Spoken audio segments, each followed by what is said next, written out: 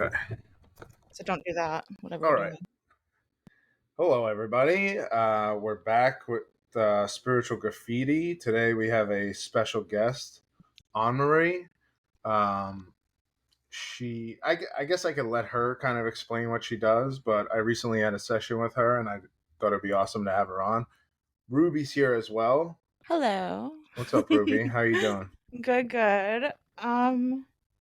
Yeah, all good. Yeah, I guess because I was like looking at your like Instagram, Amarie, and it seems like you do a lot of different things. So maybe if you want to just like take us through the work that you do and Sure. yeah. I really do a wide variety of things. So I'm a psychic medium, so I can see past, present, future. I speak to loved ones that have transitioned into spirit, also little tiny souls that haven't made it yet to this earthly plane yet. Wow. Yeah. Um, Astrology is my foundation. I look at the birth chart and I see the evolution of the soul, where the soul's been, where the soul's going, gifts, lessons, abilities, things like that. And Mhm. then I also am a natural energy worker. I am one of the few people that hold the codes on this earth for the Kundalini imprint. I've never had official training. I haven't had someone, do this work on me to give me the gift. This is Mhm. just who I am. And the basis of the work that I do is a lot of re-empowering people with their kundalini energy because Mhm. the powers that be, whatever we call them, that distort them and use them against us, want us disempowered. And because sexual energy is so powerful, it's healing, it's creative, it's all of the things. Everyone in humanity needs some sort of healing on this level. Mhm. Yeah, I would definitely agree with that. I mean, it's I think sexual energy is ultimately God energy, like divine energy, but we get so blocked, I guess, in that area because of our culture and just the fact that like so many people have experienced like some kind of sexual trauma or even just like shame and weird like I don't know, aversions, I guess, to expressing their sexuality like openly, which I feel like it blocks you creatively too. And I don't know. I think that's really cool. I had a question. Oh, just to kind of give people a foundation of like, what Kundalini is and what do you sort of mean about like the codes? Like you just if you want to Sure. just explain what you mean by like Kundalini energy. Sure. So our Kundalini energy is also referred to as divine life force. It is literally our life force energy. It's our sexual energy. People who are raised around religion or familiar with religion, the story of the Garden of Eden and the snake, that is the Kundalini energy that they are referring to, which is Yes. yeah, which is why they talk about temptation and desire and all of that. So it's our life force energy that is housed in the root chakra.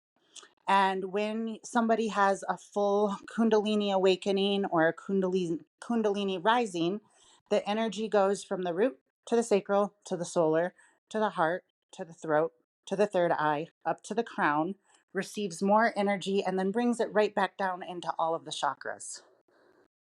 Nice. That was actually like a great uh like layman's explanation, I think. I because it's like I don't know. The first time I heard that word, I was like googling it, and I'm like, I don't know. Google is for like esoteric stuff. You get all kinds of like weird, Mm-hmm.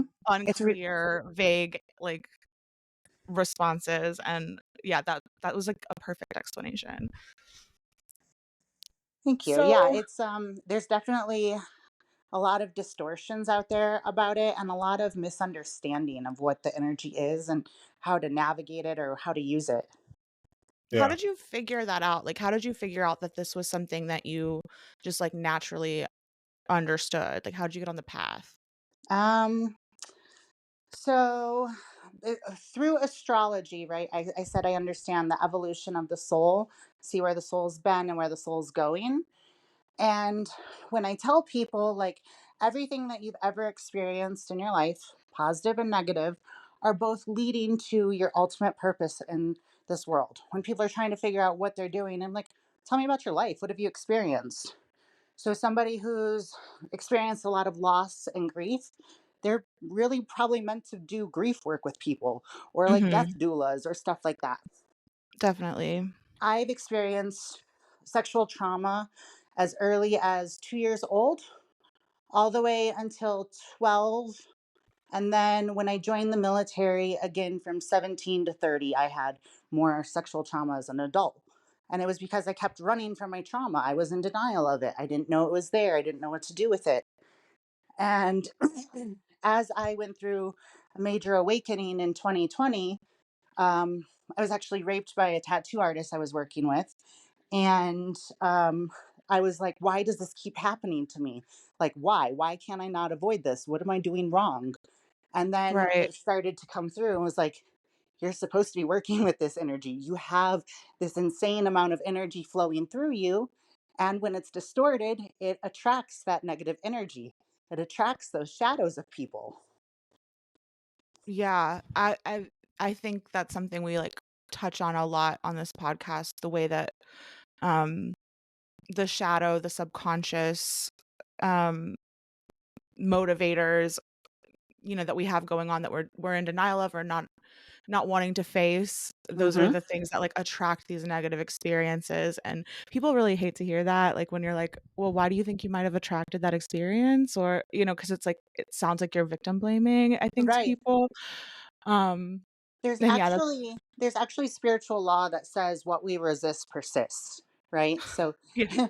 if people deny the fact that they have sexual energy or that they're sexual beings or whatever it is, then they're going to continuously be put into these positions where they're challenged or taken advantage of or whatever through their sexual energy because of that denial. So when I opened myself up and was like, okay, I'm doing this on some level. This is happening for some reason. What is it? So then I started looking at my birth chart, and I actually have a lot of Scorpio energy, but I have a Venus in Scorpio in the 10th house. Scorpio is Mhm. often related to sex, the sexual organ, sex work. 10th house is the house of vocation, dharma, public recognition. So I knew I was supposed to be Mhm. doing this work on some grand level. Um, and even before I started doing the spiritual stuff, like at 21, I was a sex toy representative, like passion parties or pure romance and stuff like that. Mhm.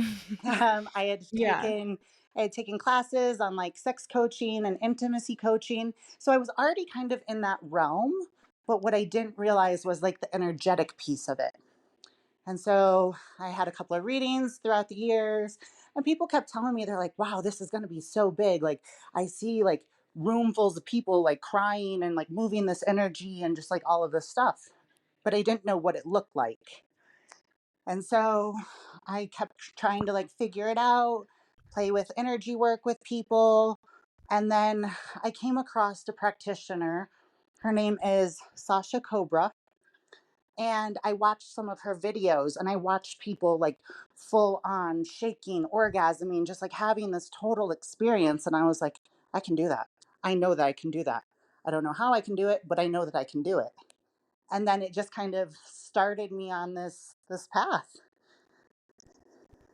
Wow, that's crazy. So you just you really happened upon this because, like, you knew that you had to do something, and then when you actually got to see someone else do it, it finally, like, clicked for you. Yeah, because That, I like, didn't. that was the thing. Yeah, I had no idea what that was going to look like. And then to see that it was possible, I was like, oh my Mhm. gosh. And then I would have readings and I would talk about it, and people are like, yes, but the way that you're imprinted, with these codes, these DNA codes. I have lives where I worked with Mary Magdalene. I was a temple priestess. I participated in Hieros Gamos and conscious creation. I've even been told that if I really wanted to get pregnant, I wouldn't even have to use sperm. I would be able to manipulate and work with the energy and literally have a immaculate Immaculate conception. conception? Yeah. Yeah. I was like, "Wait, wait, wait, is she about to say immaculate conception for I real?" Yes, yes, swear. Yeah. Okay, Swear. that's interesting. I gotta Yeah. ponder on that for a second. So it's But funny because when I was doing Pete's session, one of the visions that I had was that we I was with these priestesses, like hundreds of them, and I had this realization. I was like, this is the work that rose Jesus for his resurrection. Mary Magdalene weeping at his feet, and hundreds of priestesses dancing and moving the Shakti energy and praying and weeping and grieving. They were able collectively to create such an enormous amount of energy that they resurrected Jesus. hell yeah. I'm sorry, like, that's never occurred to me, like, I wouldn't have thought of it like that, but that is such an interest like, that makes more sense than just I mean, 'cause I don't know, I wasn't, like, raised religious at all, but, the story you hear is like, "Oh, just, like, 3 days later, he, like, rose from the dead, and what a miracle," and, whatever, and you don't really get the, like, context of I don't know, it doesn't totally check out if you just hear the story of the resurrection, I think, and that kind of I don't know, I really like that, perspective on it. Yeah, Uh, you're right. that's really beautiful. It's like some details are missing as far as what happened, and they did that on purpose because Right, again, the sexual energy, the life force energy is so powerful that if people were truly tapped into it, they wouldn't be able to be controlled or distorted or manipulated anymore. for sure. Yeah. I mean, I think I read a book about that, like that Mary the name Mary was actually the name of the order. I think it's called the Order of the Blue Rose was I'm not sure though. I read it a long time ago. But I think like I had kind of a kundalini awakening experience, I guess, when I first started waking up to my spirituality, and it was very intense. Ganesh came to me, and I felt like these snakes kind of running through my body, and I didn't even know at the time what Kundalini was. And I actually did use Google because of what Ruby said. I was like, I just Googled like snakes running through my body, and like Right. um, it was like all of a sudden Kundalini popped up, and then I kind of got into Kundalini yoga and stuff like that. But my point being is like I feel like what I wanted to touch in on is like the taboo of things, because I feel like for my own personal journey, like I I always was like addicted to intense experiences, and for a while I think I judged myself for that because I was always like reaching for like the next big experience, like, oh, I have snakes running through my body, or I'm doing a clearing of like an interdimensional entity, like what the fuck is going on, and I like kind of temporarily like lose my mind, and it's like I like this, but then like this aspect of myself dived into like codependency and like addiction. I was always surrounded by people who had addictions and stuff like that, so then I was thinking like, am I reflecting this addiction? But I never really, until recently, I never really thought to like accept that aspect of myself, and I think a lot of people are kind of so stuck in the judgment of themselves that they don't really think like, oh, this is the aspect of me that's most important, like this is my purpose. It's a hard thing to like find that. I definitely am, like, kind of constantly dealing with that, like, self-judgment too, and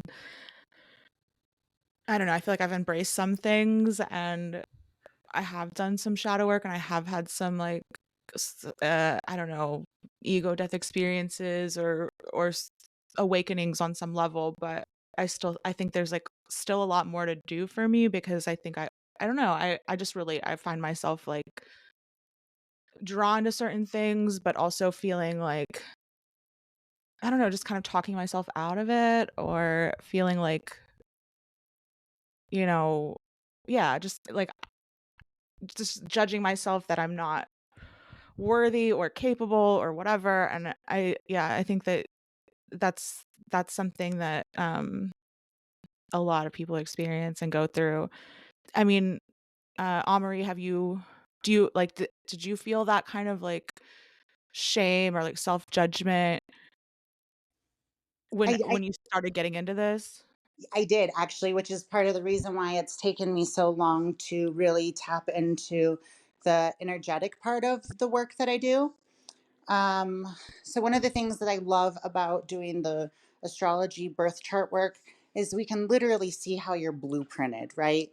So like Mhm. it all depends on whether it comes out in a low expression or a high expression, how it manifests. But to know that I was blueprinted for this work, like it's not that, I thought maybe I was drawn to like sex related work or topics or whatever because of my sexual trauma. And it made me hypersexual. And Mhm. so, That's um, the kind of way it gets pathologized in, like, psychology and things like that. Like, I think I don't necessarily agree with it, but I do think that we have a tendency to be like, "Oh, like, she became a stripper because, like, she probably, I don't know, experienced some, like, bad stuff in her youth, and she has an unhealthy relationship to, like, sex or some," you know what I mean? Like, it gets right. sort of pathologized and twisted and distorted like you talked about. Sorry, I didn't mean to interrupt, No, but you're okay. That was a valid point because it does. And so again, it comes down to that blueprint, right? So in my lower expression, yeah, absolutely. I would sleep around. I would have casual sex. I would misuse my sexual energy.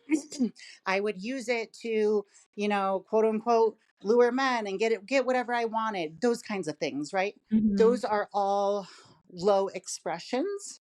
But because I'm blueprinted in this way, to turn it into a healthy expression and realize it's all about how I use it, right? So now I'm very intentional with my sexual energy. I'm making sure it's not leaking, that I'm not overpowering people with it, that I'm using it for creation, not destruction.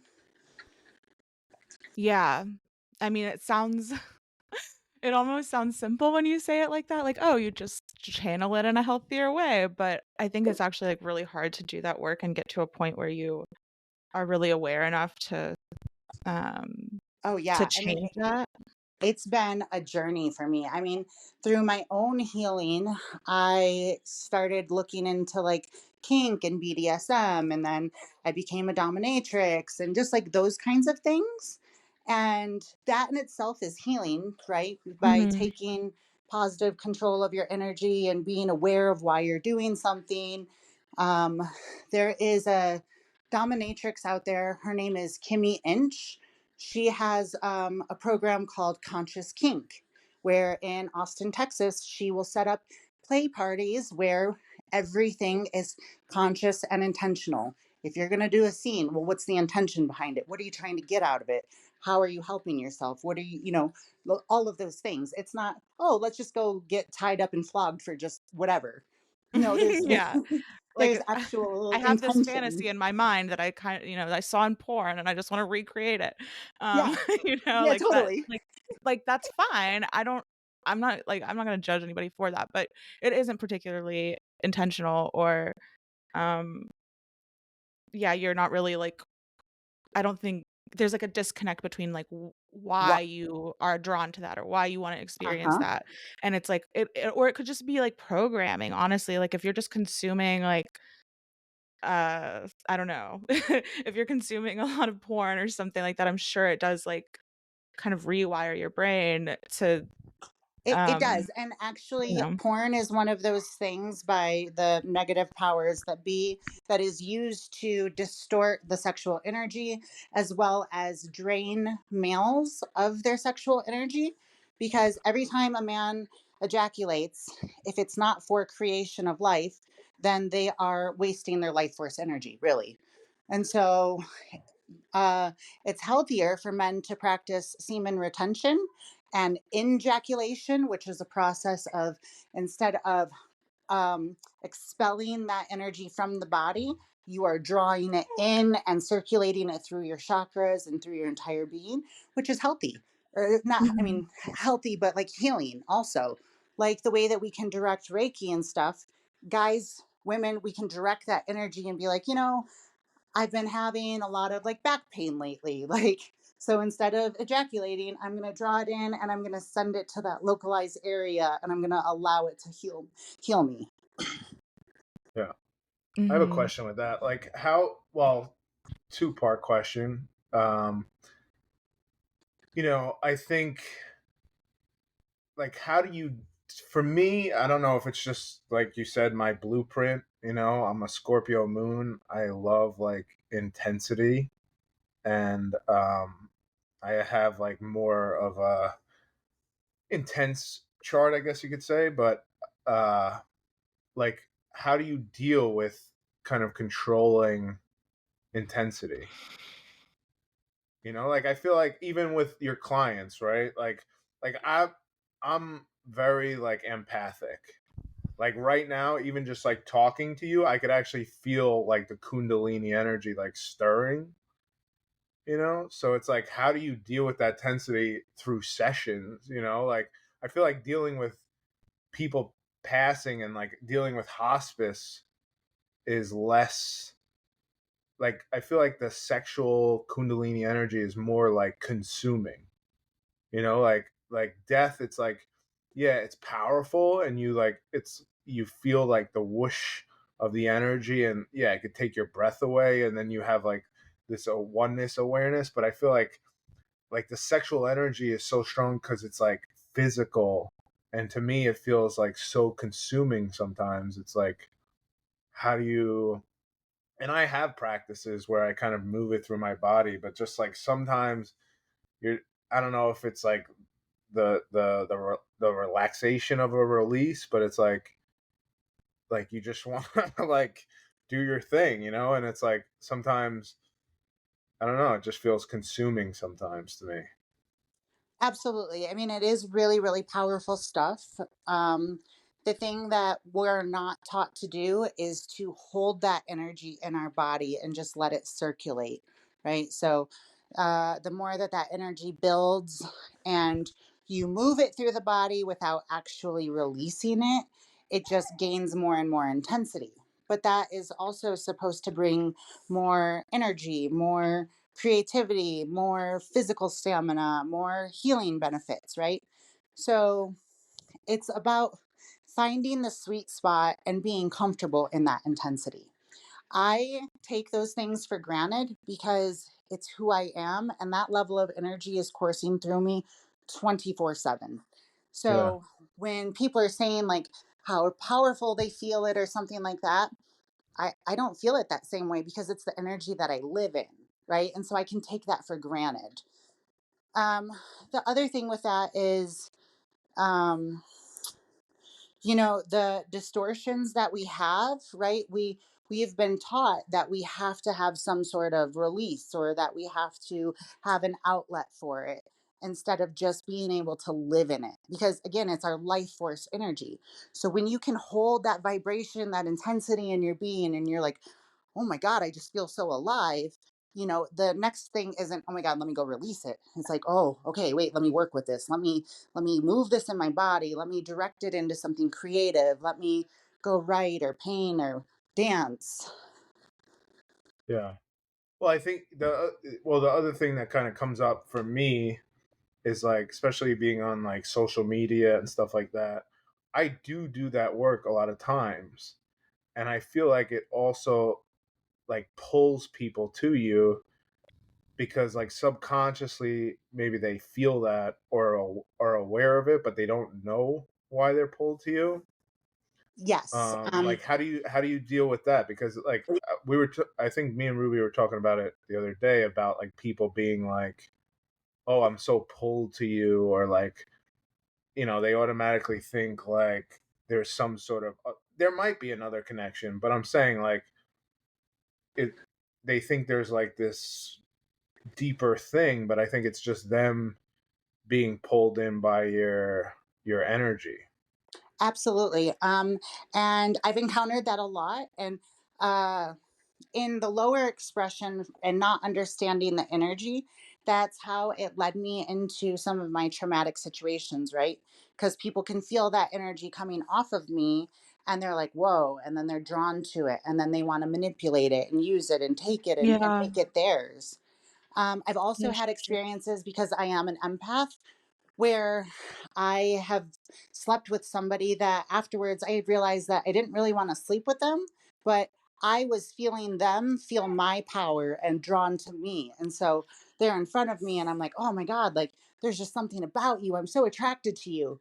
And then when they're not in my energy, I'm like, oh, they were thinking that of me and I was just feeling the mirror of it. Oh, whoops. Oh god, I relate to that so hard. Jesus, like, I Yeah. feel like this is gonna be emotional for me. I had a feeling this might happen, but I'm like I was just like, "Ugh, oof," like, I mean, I think a lot of people do relate to that, but I definitely have experienced that exact thing where I I feel like I'm drawn to someone, I feel like I'm attracted to them, but if anything, I think it's just, like, they're, like, trying to, I don't know, almost, like, feed off of my energy and, like, um, yeah, like, take it for their own, and I it's taken a long time to sort of figure that out, but and I still don't really know what to do about it. But, but it's kind of painful, like, to because it's in your mind, you think that there's some deeper connection, like, you think that, I don't know, like, you're soulmates or there's something, kismet about this relationship or this connection with this person, but really it's just like, yeah, you're seeing a reflection of yourself and you're seeing what they're drawn to about you. Um, I don't know. It's kind of confusing. And I don't know, how do you sort of transmute that? Well, so what I tell people, because of course we're not taught about, energy transfers and, how to separate what I'm feeling from you for what I'm feeling myself. So what I tell people is first you have to spend a lot of time with yourself, Mhm. recognizing your energy, recognizing where maybe you projected your power onto somebody else. You put them on a Mhm. pedestal. They thought that you thought that they were all that, and then the reality hits, and you're like, oh, wait a minute, they weren't that. So that's a situation where you could be projecting your power onto somebody and feeling that. Um, Mhm. the other aspect of that is when you learn to sit in your energy and you learn the fluctuations and different things like that, it becomes a little bit easier to separate other people's energy. And if you find yourself in a situation where you're like, I'm not really sure if I'm actually attracted to this person or are they attracted to me, taking physical space away from them to clear that energy to be like, okay, wait, let me check in with myself now. How am I thinking? How am I feeling? What am I seeing? And then if it's not the same when they're physically in front of you, then it's just coming from your own power. Yeah. Yeah. I think I, like, lost the question that I had about anyway, just give me a second. I'm gonna try to think Well, back. I kind Sorry, of this happens to me all the time. have a question. Like where and another thing me and Ruby were talking about is like where do you fit love into all this? Like, I mean, or like what is love to you? Um, I mean, love is God, right? Love is the ultimate vibration. It's the interconnectedness and the oneness of it all. Um, and so I mean, they're two very distinct things, right? Like you can have this energy and this power in you and work with it and use it, and it not well. I don't want to say it's not related because that's not true. Because, like, when I'm doing the work over you, I'm channeling the divine. I'm connected into the infinite love source, and I'm allowing that energy to flow through me. Any of the energy that I pulled in while I was working on you, I pull it from the infinite love source. I pull it from the divine. So I don't know that it's necessarily separate, but I mean, kind of. Yeah. I mean, like I just think like I remember I remember I took a course in college, and it was like I was a psychology major, and it was like the psychology of love. And then there was this professor, I don't remember all the studies, but basically he came up with like 50 questions that he thought if people asked each other, they would have their brain would fire very similar to being in love, because these questions were like very vulnerable questions, and then as these people asked these questions, they became more and more connected to each other because it caused them to be vulnerable with each other. So it what it does is it elicits intimacy. And that's where that sense of connectedness comes from, is by being intimate. And so intimacy means into me I see. I'm allowing you to see my true being at my core self, and I'm sharing that with you, which brings that sense of connectedness. Yeah. People who have distortions around this will often rush intimacy. You'll meet someone and they're like, "Oh my God, you're my new best friend." Or, "Oh my God, we had such an amazing time. I'm so in love with you." It's not actually love, it's intimacy. Yeah. Well, my thing is like, people talk about soulmates and all that stuff, regardless of what you believe. I think, like, for me personally, like, love is like more about like commitment, and like you're allowed to be vulnerable with each other. Um, and I think it's also like for me, it's very like sentimental. Like, we've we're connected, we've been connected. I trust you, you trust me. Like, I don't even know where I'm going with this, but it's just I don't know. Like, I feel like sex and like the mainstream has just like corrupted like what real connection is. Most definitely. And there's different types of love, right? So, like, I can have love for you like a brother, and that doesn't mean that I want to be physically intimate with you and have a sexual encounter.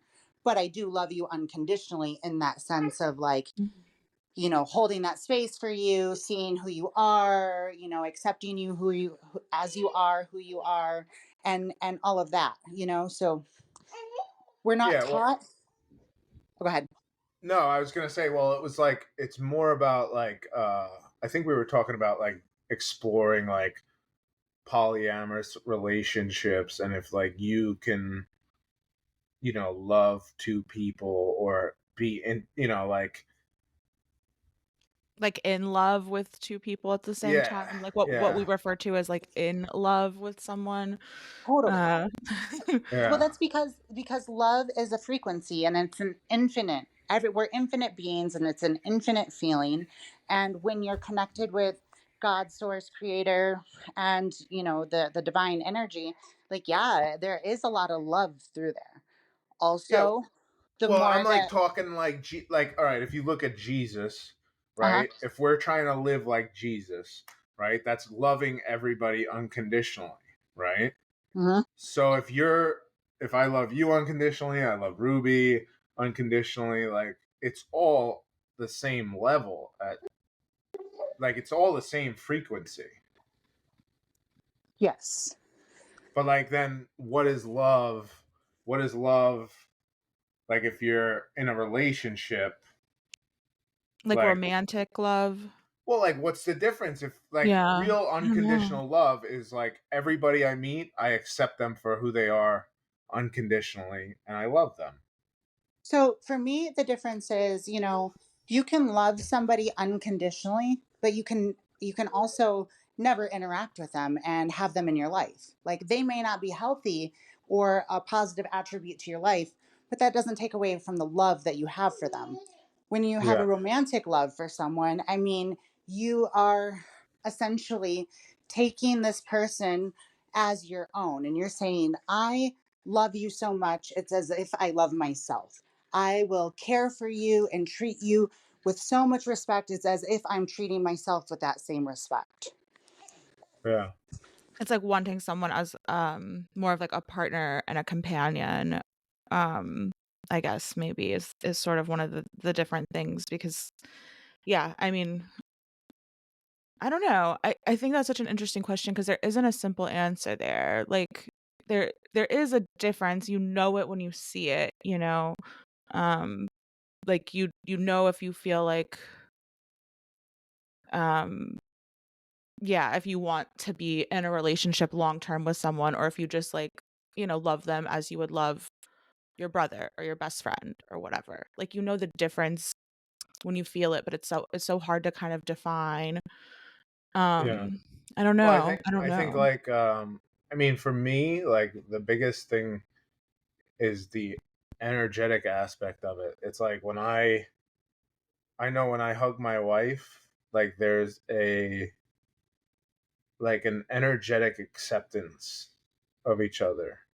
Like I feel it in my heart. Like that's why I love hugging her so much. But um yeah, it just feels like there's this like level of like unconditionalness, you know? And I mean it's not perfect obviously, but like it's like there is like this certain like I feel like I could really accept anything from her regardless of what it is. Um but I wanted to talk about something with you too is like parenting, you know, dealing with like you're a parent and I'm a parent and just like dealing with um you know how to raise your kids because I feel like a lot of like the shame and guilt obviously comes from like your parents programming, you know, and I was thinking about like you know, just like my kids are growing up and like dealing with them going through puberty. And like, I remember me going through puberty and like my parents trying to talk to me about sex and stuff like that. I remember my dad trying to talk to me one time because he thought I got like some girlfriend I was dating in high school pregnant. And it was just like so uncomfortable, you know? And it's like nobody, like, they teach like sex ed in school and stuff. And it's like, oh, yeah, this is a penis, this is a vagina, wear a condom, you Mhm. know, don't get weird mushrooms growing off your wiener, that type of stuff. And it's like nobody really talks to you about the energetics of it, you know, or like even the emotional aspect of it, like who, you know, really talks to you about vulnerability, you know? Yeah. Yeah, I think that's true. I think, it took me a long time to, like, figure out that sex was a spiritual thing. Like, I mean, I think I was, pretty comfortable in my sexuality, but I also kind of, misdirected it or misused it. I guess I don't know, kind of seeking validation, confusing it for love, um, which it should be, right? Like, it should be an act of love, I think, for the most part, um but I just think, when you're young and you're sort of like our culture around it is just, like,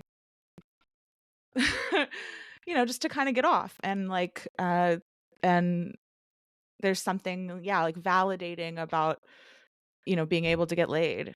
Yeah, well, I mean, And like a high school boy growing up, it's like that's his hero's journey is like when you get laid, you know, or like right, but when you I think when you do that enough, you find it kind of empty and you start to yeah, realize like how distorted your uh like thoughts and feelings about it are. Like you're really like trying to fulfill something else a lot of the time when you're just like when the ultimate goal is to like get laid, that's like I feel like that's just sort of like a filler for something else you're looking for. And I feel like well, it's like it is a spiritual validation, thing. And no? when you It's when you have like a sexual experience with someone that you have like a spiritual kind of connection to and like love for, even if you're not like in a relationship with them, but you're just like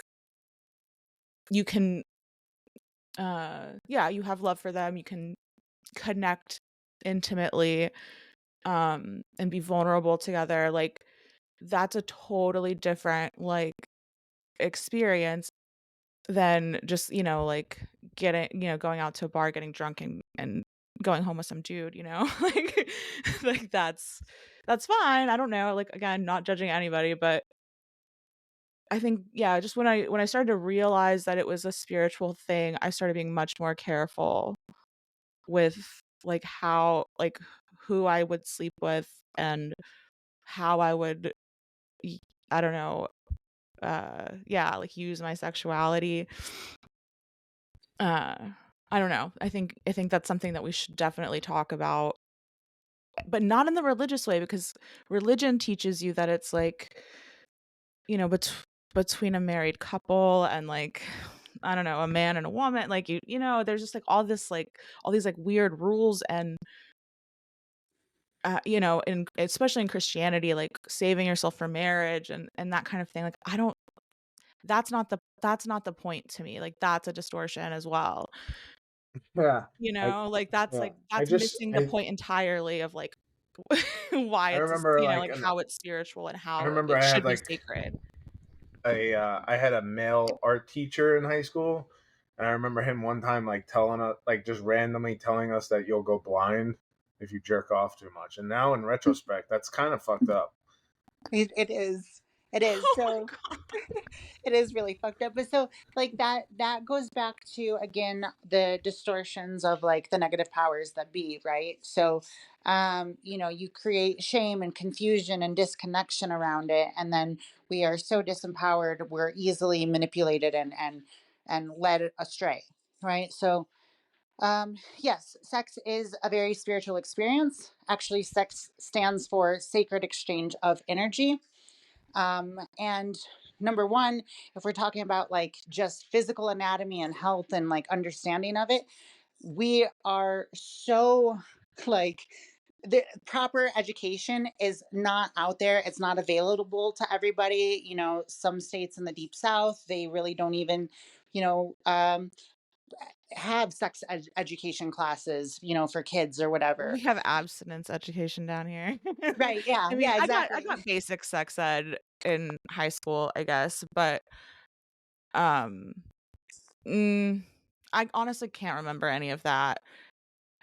Yeah. So, it obviously didn't stick, it wasn't useful. I mean, I was somebody who was very curious and I was like doing my own research and like as like I don't know, probably like 12, 13, like really wanting to just know about sex and like I was just very curious and not in like a pornographic way, but I was just like very curious about people's like sex lives and I don't know, whatever. Yeah. So I like sought out my own information, but yeah, they just teach you abstinence down here. Like they just tell you not to fucking do it, which is the worst possible thing to tell a group of teenagers.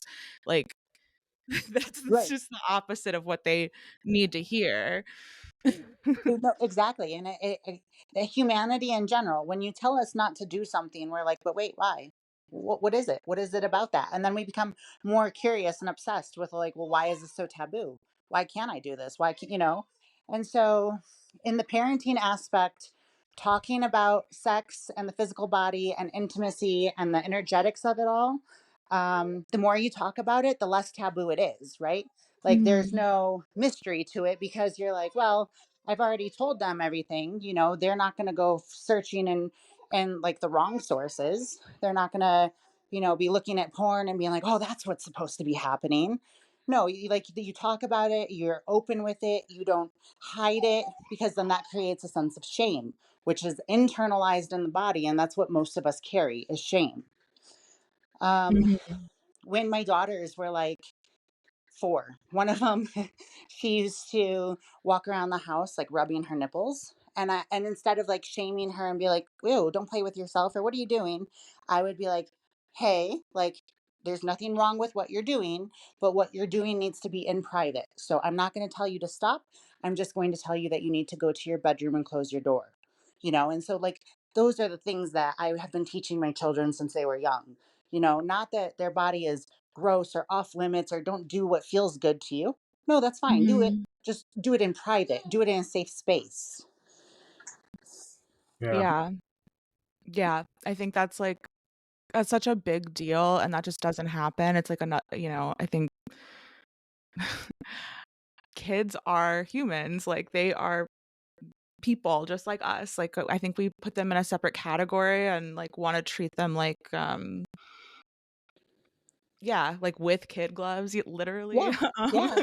Well, and it but they're just humans, and they have the same, like, energetics that adults do. It's just not, uh, it's not fully f developed. formed or Yeah. yeah, fully developed, exactly, and you have to, and I mean, I think that, like, I don't know, I think that I mean, I don't know that my parents really talked to me about sex. They, like, I don't know, I think I learned more from, like, my own whatever, but and I guess I was fortunate to not, like, have anybody, like, trying to censor, like, what I was watching or what I was, like, reading or anything like that. Like, I do feel lucky I didn't get the religious programming, that kind of thing, but I've definitely thought about that, like, if I have kids one day, like, how would I wanna show up for them so that they don't, like, feel that shame, or they don't make the same kinds of, like, mistakes that I feel For like sure. I've made. I don't know, how Well, old are your kids now? my oldest is 13 and Oh, my wow. middle is 11. Wow, okay, so, like, right there. Yeah, yeah. Right And then there Yeah. I have the at that 5-month-old cusp that you of keep hearing in the background. oh, no, and I was gonna say, like, thank you for doing this, like, I can hear your baby in the background, and and I just I know that I don't know, thank you for taking time to do this, that's really cool of you. Um, yeah, thank you for that. Yeah, thank you for having me and being understanding. Just And wanted to yeah, I say, like mean, as you know, we're sitting here talking about, like, treating kids like with like little kid gloves and stuff like that. One of the things that people don't understand in general is that we are eternal spirits having a human experience. And part of the human experience is to experience all of the things that are tangible, right? We feel emotions in our body. We know what it's like to, look at a beautiful painting and be like, wow, that's just so amazing. We eat yummy food because it tastes good. We touch different fabrics because it feels good on the skin. The physical human experience is literally very tangible and physical, right? So, what feels good in the body? Well, our sexual energy feels good in the body, right? And so Mhm, instead of shaming that, just allowing it and just teaching, you know, um, the safe ways to experience that and like what that means. And, the energetics of it, uh, when we have sex, like, so for the woman, um, when we have sex with a man, we are taking on their emotions, their traumas, their ailments. Everything is literally an energetic transfer because they're penetrating us, and we can hold that energy for years in our sacral chakra. When a man has sex because they're penetrating the woman, they get that energy exchange too, but it only lasts for about a month or a couple months, not nearly as long as it does for a woman. Um, and that's where a lot of like distortions and other things come from when we carelessly use that energy, because we're totally taking on somebody else's experience and internalizing it as our own. mhm, Um, and I just like teaching people, like, not just the human realm but the spiritual realm of everything, right? So everything is interconnected, and for the longest time we've been leaving the spiritual realm out of our teachings in general. So now mhm, bringing that in around sex, it's a whole other world, because people are just like, I had no fucking clue, like nobody told me that, or they made it sound bad or wrong or whatever it is. And it just creates more and more shame. Yeah. What's like a I mean, I kind of dabbled in a lot of different things. Like what do you think is like the best like simple practice that somebody could either incorporate alone or like with their partner? In which way? Like just to help, cultivate the energy, like I mean, I don't know, like I kind of my practice has always been like kind of creating sacred space and then kind of working with each other's energy. Um, as well as like creating like a microcosmic orbit with each other. Uh-huh. But what's something for somebody who's just kind of trying to find their way or get into this, like what's something they could do that could The help their first practice? the first thing that I tell people is that communication, right? Like we say communication is key and all that stuff, but we really miss the value of it, you know?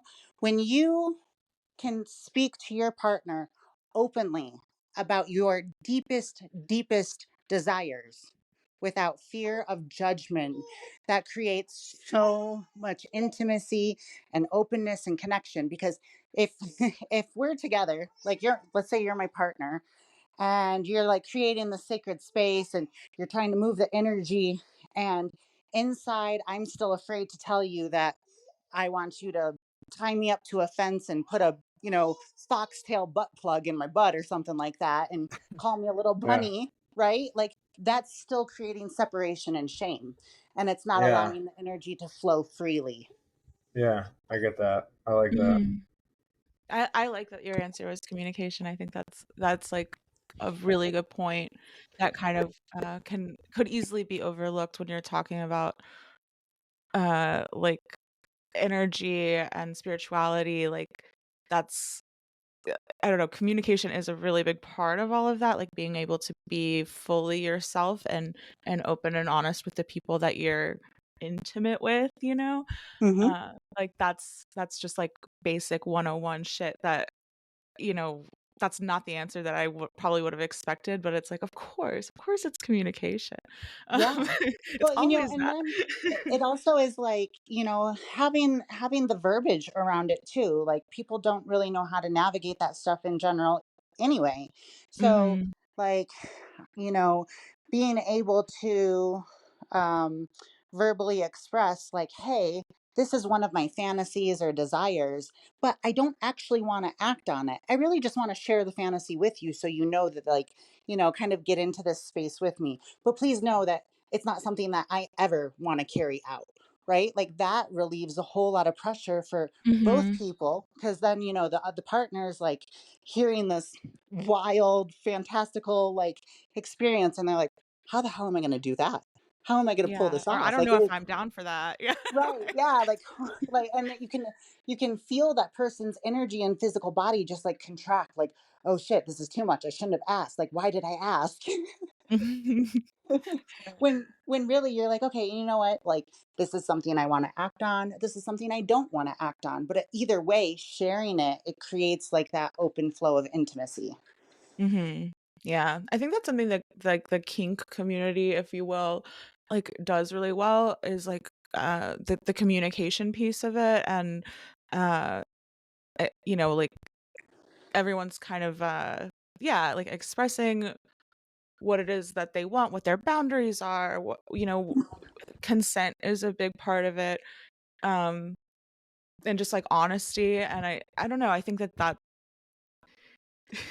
I think that's where a lot of people's, like, sex lives get kind of you might have a partner that you love very much, but, like, you're not having sex, and there's probably, like, just a lack of communication, and, like, the longer it goes on, the harder it is to, like, bring it up. It's like when don't respond to a text for 2 days, like, the longer you let it go, the harder it gets to, like, finally respond, you know?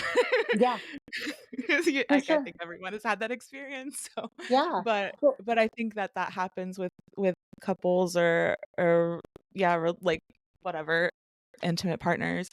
it Uh does. And a lot of things that people don't understand is that um we are erotic beings in general, right? So our life force energy, our kundalini, our eros energy, it's all referring to the same thing. You can have an erotic experience with somebody without it being a sexual experience. And I think that because of society and religion and programming, we've created this box of limitations of what sex is and what it should look like and how it should be expressed. And you're right, the kink community, the LGBTQ community, like they have had to start to navigate that energy in other ways that are non sexual, but still fulfilling. And I think that that's a piece that a lot of people are lacking too. you can have a super intimate and erotic experience with somebody. Like, let's say, like one of my, when I do dominatrix work, I don't touch genitals unless it's in a painful way, right? Because that's what they're into. But there is no point where they're touching my genitals and I'm touching their genitals, and the point is an orgasm. Everything else that we are doing, yes, is erotic, but is not sexual. Yeah, that's a very clear distinction, and um I think it's like one of those things that, like, unless you have like you mentioned having the language for it, like unless you have the awareness and the knowledge and the words to explain like the difference, there's no way to communicate it. There's no way to say like, actually you know, I'm Or more into like an erotic experience that's not sexual. Like mm, that's more fulfilling, or that's something I need in my life that I'm not getting. Like if you don't have the the like words. words to express it, how can you ever, tell somebody what you need? And I think that's like I feel like we may have talked about this a little bit when we talked to Sarah P. Yeah. Yeah, Yeah, I like I think think we so. talked about like just kind of the way that like it's almost like they hide they like hide the language, and they hide yeah, they hide it all from us, so we don't really know how to like we Hmm. just don't see it. We don't see it getting talked about. We don't it's not represented in like, our the things that we consume. I think it's definitely becoming more so. Like I think we've seen a lot of like really uh yeah, I think we as a culture are getting more comfortable with sexuality. At least I hope so. We Um are, and that's I think it's yeah, I think it's God. evolving, but I think for a long time it like that it was just like a you know like that stuff's dirty, that's for perverts. Like Yeah, Yeah. you're not yeah, gonna see it represented. Well, yeah, and I remember I was looking into like different stuff, and I don't know if you know Taylor Johnson, I think his name is. He's like a male sexual energy like teacher. He has like courses and stuff. But like part of the first part of the course was like to pleasure yourself without like releasing. And I remember like taking the class and I'm like, what the fuck is that? Like Why would I do that? why would yeah. I do that? That's the whole point. Like Yeah, God, I hear that from so many men all the time when I tell them, and they're like, "No, like, wait, what? What you're saying? Like, my balls already ache after I haven't come in however many, and you want me to hold it even longer?" And I'm yeah. like, "Yeah, I know it sounds like counterintuitive, but really, that's why this information is hidden from us." And earlier this year, I did a series for couples, and I called it "Sacred and Sexy," and it was we went through everything from communication to negotiations to boundaries to what is your erotic blueprint, because we, just like languages, we have erotic blueprints that, set us up for liking different things, and and it's not just the sexual experience, it's eroticism as a whole, right? But again, these are things that are not taught to us, are hidden from us. And so people like me, sex coaches, intimacy workers, sex workers, like they're doing such big work by owning who they Mhm. are and stepping into their work and being like, let me teach you, let me show you, let me guide you, because as a society we're failing. Yeah. Yeah. Where was I going to go next? Oh, I wanted to talk to we were talking about like actually I'd like to talk about like your sessions and kind of what you do with people just to get it out there, because I had a session with you and I felt a lot of energy move.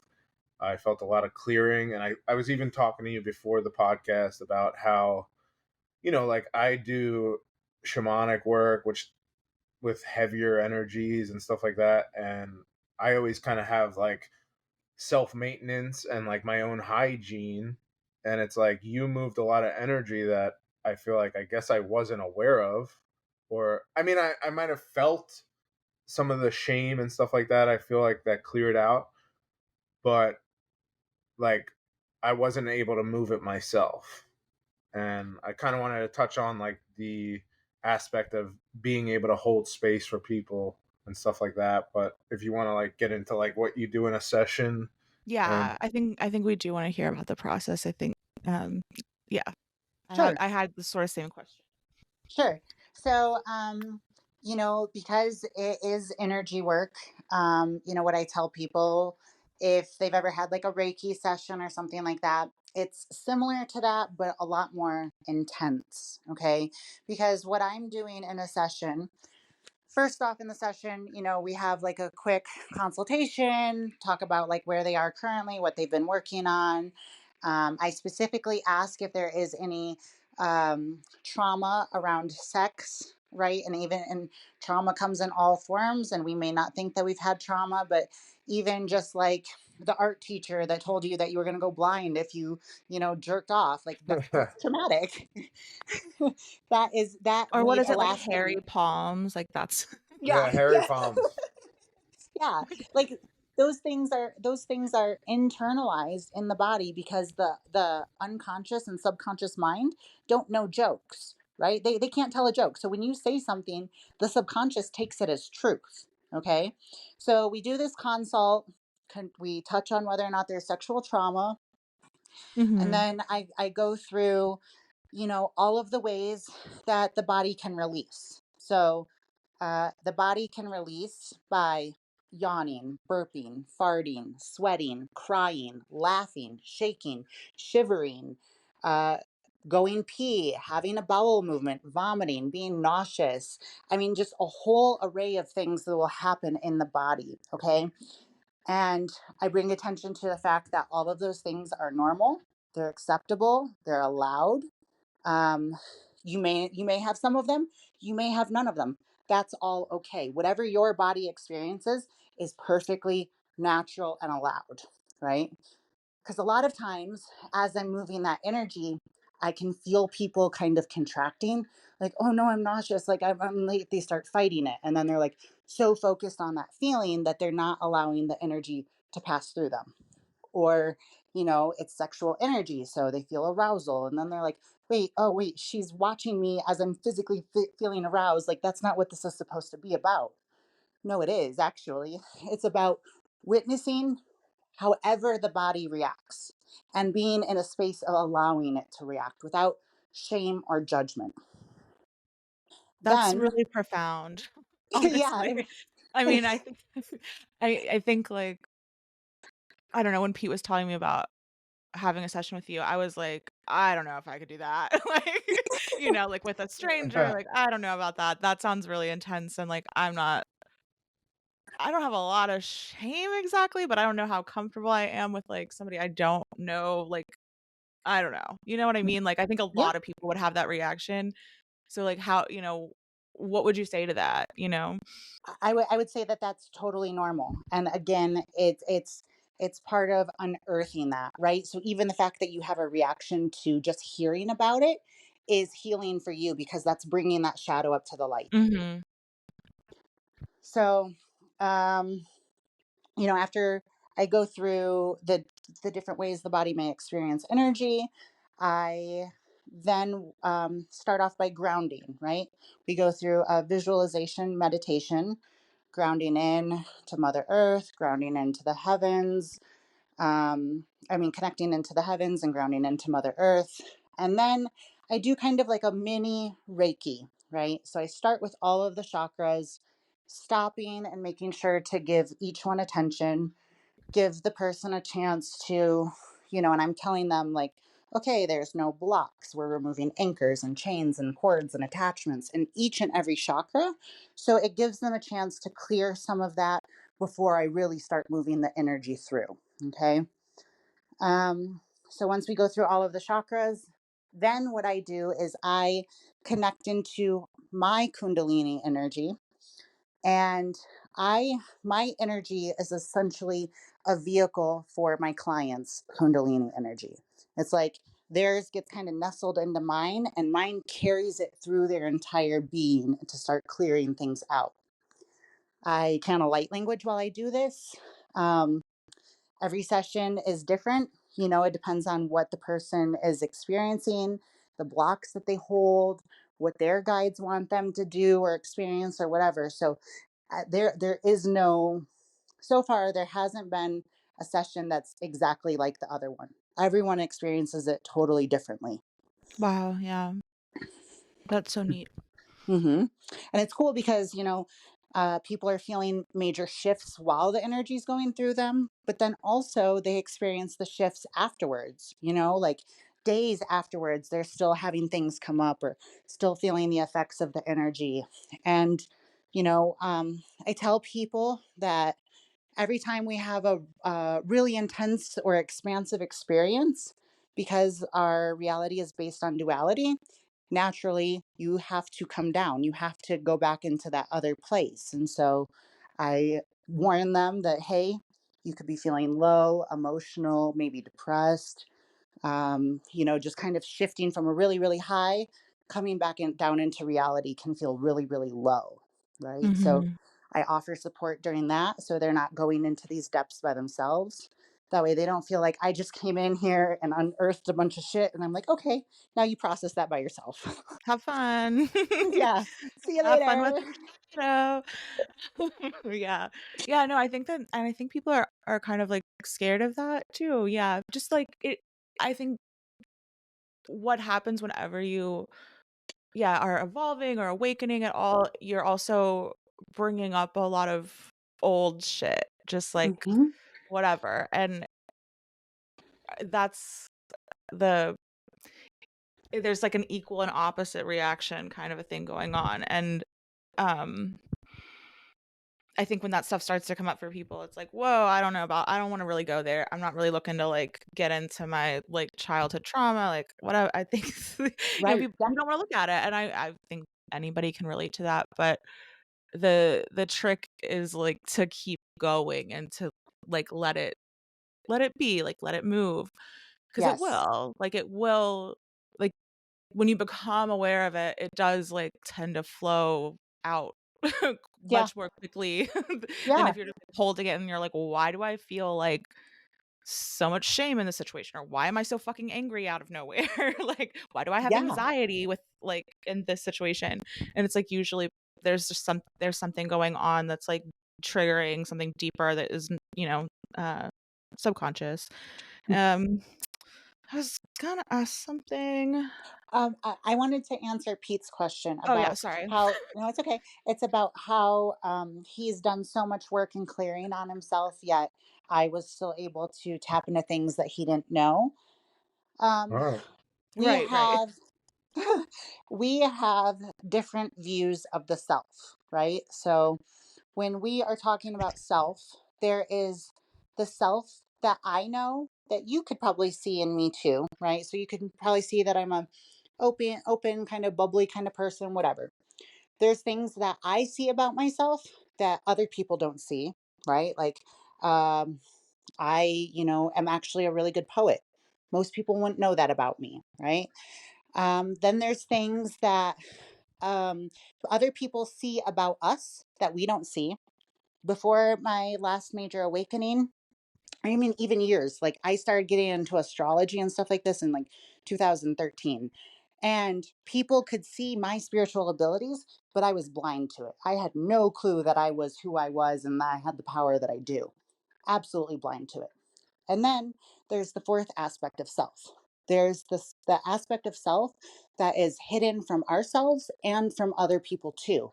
So when I'm moving this energy, I'm really going deep in the unconscious. And so I didn't know what I was going to bring up from Pete, and Pete didn't know what I was going to bring up from him, but we were still able to bring up these blocks and things that needed to be moved.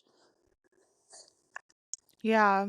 Um, I mean, do you think you get, like, a read on people, like, when you're working with them? Like, you can, like, do you sense what it is that is blocking them in this, or what's going on in their, unconscious mind? No, not always. Yeah. I was just curious if, like, if it was something you're, like, able to identify, or if you're just able to, like, help them access it, like, Well, so it's both. Like Mhm.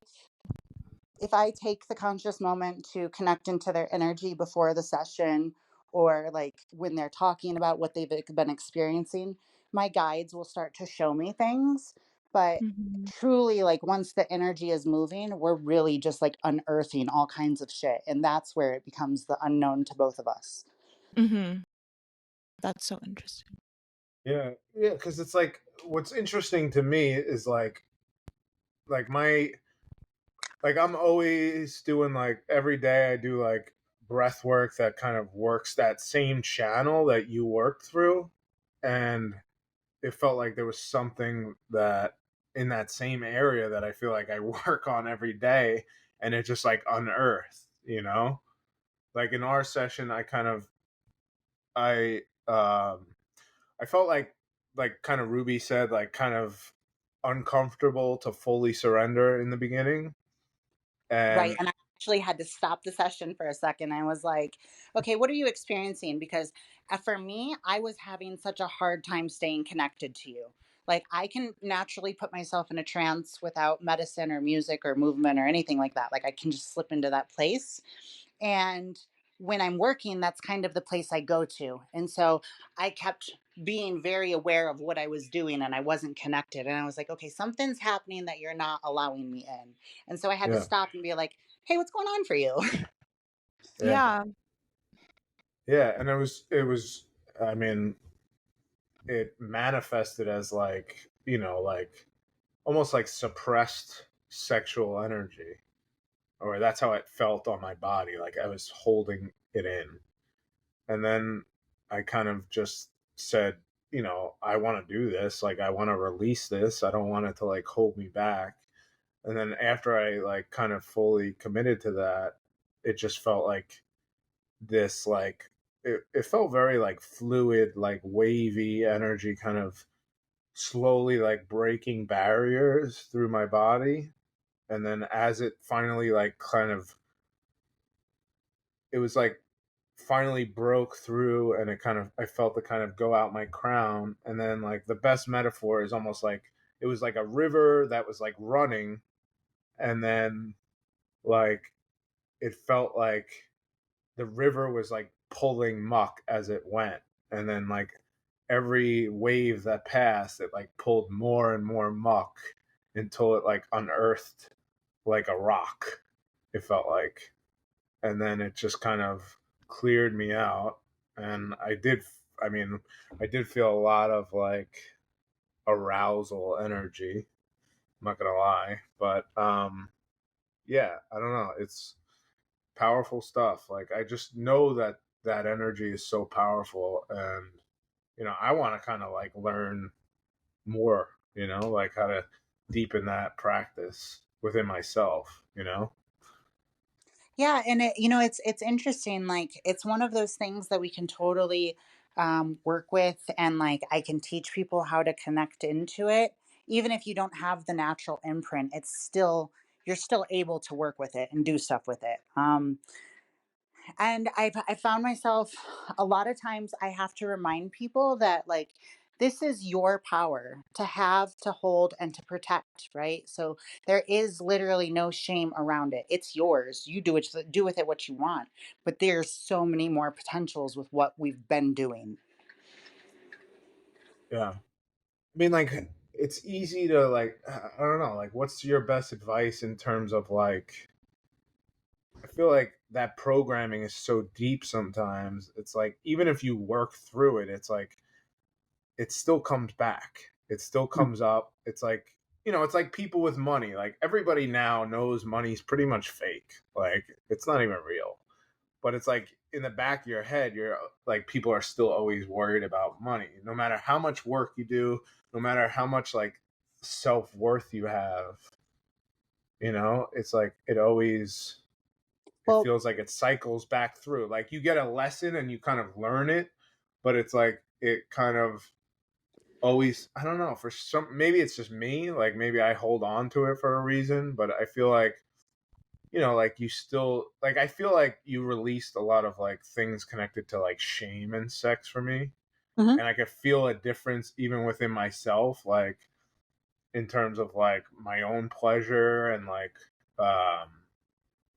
not like I think part of me feels is attached to suffering, and like can feel shame if I'm like having too much pleasure.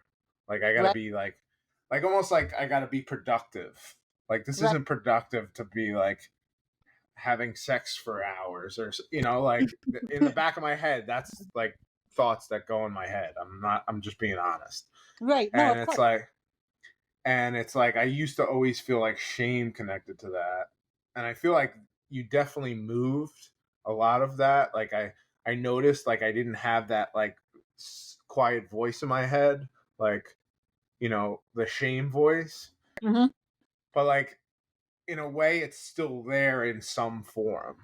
Mm. Well, so we also, I mean, we have access to the collective shadows, right? And so collectively as humanity, sex is so distorted and repressed and suppressed and all of the things. So even if the individual that I'm working with has done a lot of work on their own personal shame, there's still the collective consciousness there that's holding that frequency.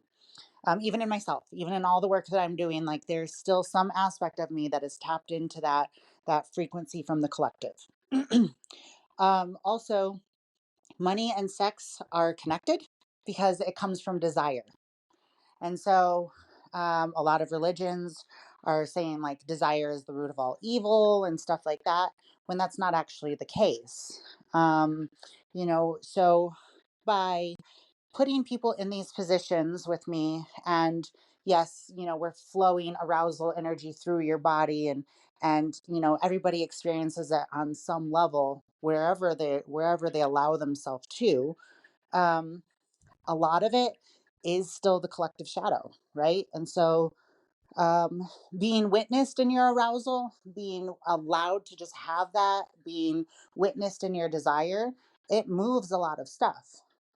I one of my recent clients, she is an amazing medicine woman, like combo, ayahuasca, iboga, all of that stuff. That's been her jam for like 20 something years.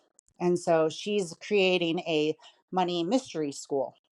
She's not a billionaire yet. She's actually still quite living in, along that poverty line because of the things that she's working through. And when I did this work with her and I connected into the energy, I immediately felt all of her shame. I actually had visions of her handcuffed to my bed with her hands above her, and she was shaking her head at me no, saying please stop, please stop. And I actually had to stop the session, check in with her and be like, "Hey, this is what I'm seeing from your higher self. Like, what's happening with you?" And she said that she wasn't necessarily feeling it in her body. But as I started to talk about it, she completely broke down. She was like, "Oh my Mm. God, you're right. Like, I do still have that shame in there." And I was like, "Well, yeah." And so, it's predicted that she's going to be, you know, billionaire, moving all this energy, doing all this money work and everything. But she still has shame around desiring that, around Mm. being witnessed in her desire. And I'm like, if you're going to do work on that level, you have to be willing to be seen, because it doesn't work. You can't you Yeah. can't be on such a grand scale and still not want to be seen. And so Well, Mm. yeah, then it well, takes it to like one step further. Hold on. It takes it to sorry. one step further. It's not just being seen, but you're being seen in your desire. And desire Yeah. feels like arousal, right? So Yeah. that in itself, that's a big deal. Yeah, well, I mean, actually, I don't want to go off topic and go into this whole thing about hyper realities, but it like to me, it's also the issue we have is like you you start to identify with certain things, like her role, like because it's the same thing I was going to mention is like she's a medicine woman, so there's an aspect of her who believes she's like this healer, which puts her in this group that I think in the back of her subconscious thinks like, oh, I shouldn't be a billionaire, you Hmm. know? So I Mhm. think like that's another issue I think a lot of people face, especially with like the spiritual field, because I think a lot of people think like, oh, like, Jesus wasn't a millionaire, or like I'm using that example because it's easy, There's but some like, kind of, Yeah. like, something noble about, like, poverty or not needing Well, it's funny any because material things, I guess. yeah. Yeah, What's funny though is a lot of people, if you look into their past lives, they've taken oaths or vows of poverty or celibacy or different things that we actually have to go in and delete, disengage, and dismantle in order for Mm, them to really clear out that contract and for it to no longer be relevant in the present. yeah. I mean, it's such a.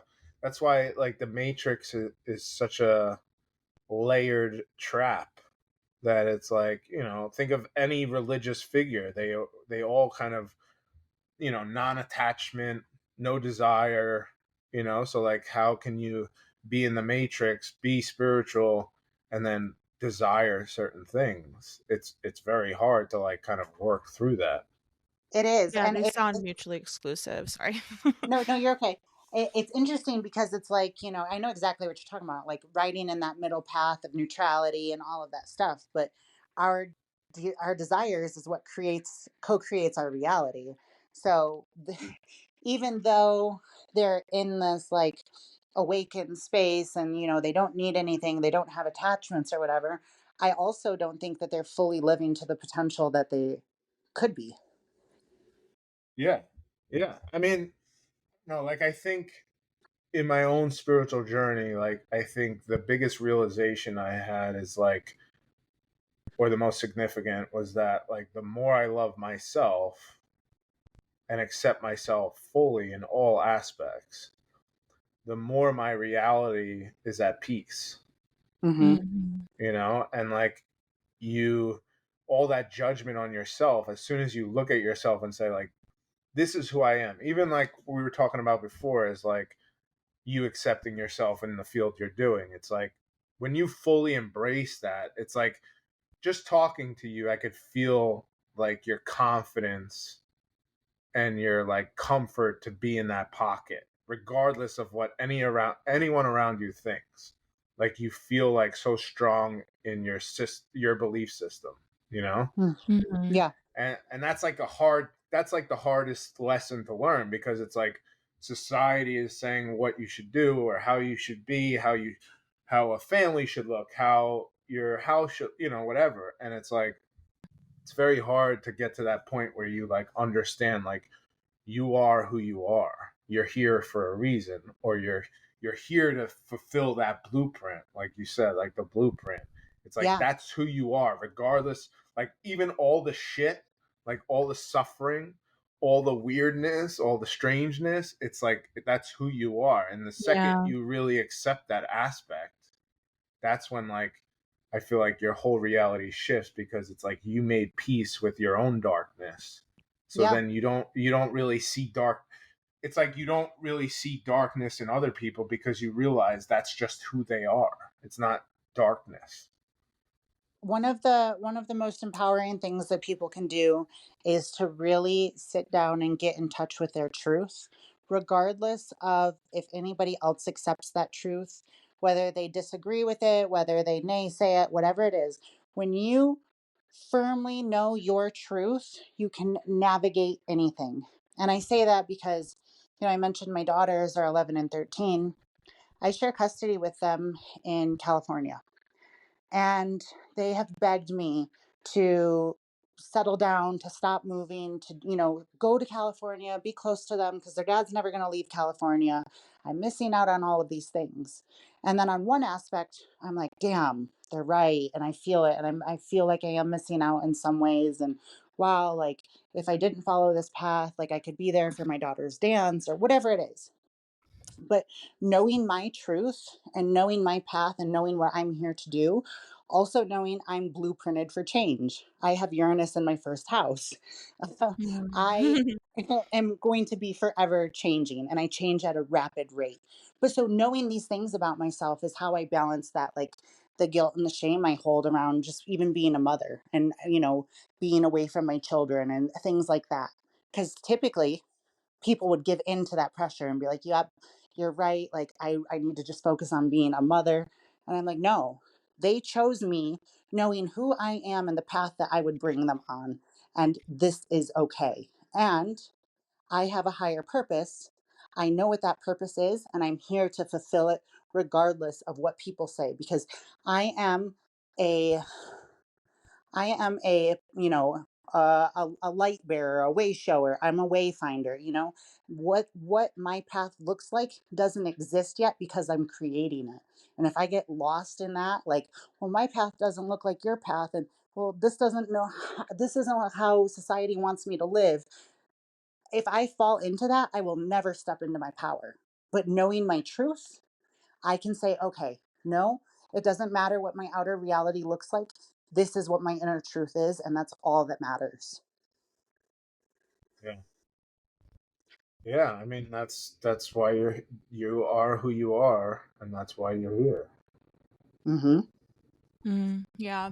I mean I really liked what you said about um just like the purpose of our desire, and because I think like I don't know if um you know, if you read like Buddhist texts, or like if you're kind of into that sort of uh spiritual philosophy, um I think you can kind of get trapped in this idea that you're not supposed to desire anything, or you're supposed to let go of your attachments to things, and by like letting go of attachments you will no longer suffer, you won't have you'll be able to manifest more. But I think like if you're more of like a black and white thinker, or you take things very literally, you can kind of get stuck in this idea that like you're not supposed to want things, but your desire serves a purpose. Your desire is the thing that like drives you, and like yeah, I don't know, I just think that's something we need to embrace more, just like Pete was saying, like we need to, if you accept yourself and love yourself regardless of what your truth is, or what you think may be wrong with you, like if you Yeah. start to overcome that, you can actually like start creating your reality, and see shifts, um It and attract the things that you do desire. But if you walk around pretending like you don't have any wants, desire. like Yeah. you're just that's like being in denial. It's not, it's kind of the opposite of what you really need to do. Right. And if you look at the chakras, you know, each one of the chakras kind of have like a little mantra, right? Yeah. And the sacral is I desire. Like we literally have a energy center in our body for desire. So why would we want to erase that from our experience? Yeah. Well, we're coming up on an hour and a half. Do you have any more questions, Ruby, or do you? I'm definitely, I probably do. Yeah, like I really am just trying to kind of take it all in, because I think this has actually been like a really interesting conversation. And yeah, hopefully we can talk to you again sometime, because like I just think this is exactly the kind of conversation I want to, like, this is why we have this podcast. I think that like these are the kinds of things I want to bring to light, and I feel like I learned a lot today. I don't know, I probably have questions, but I need to sit with it Yeah. for a little bit. Yeah. All right. Anne-Marie, is there anything you want to say? Anything you want to let Yeah, like people you can know? plug Any? whatever. Yeah. Plug.